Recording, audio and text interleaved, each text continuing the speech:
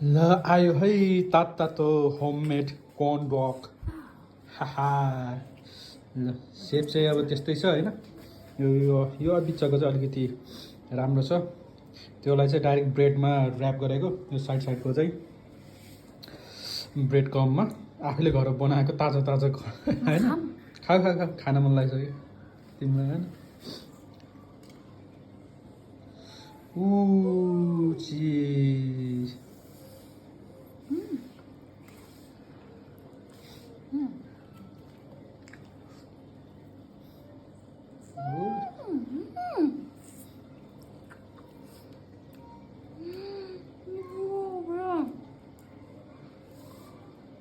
कस्तो छ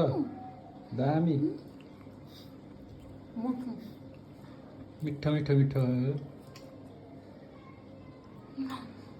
जति त आउँछ नि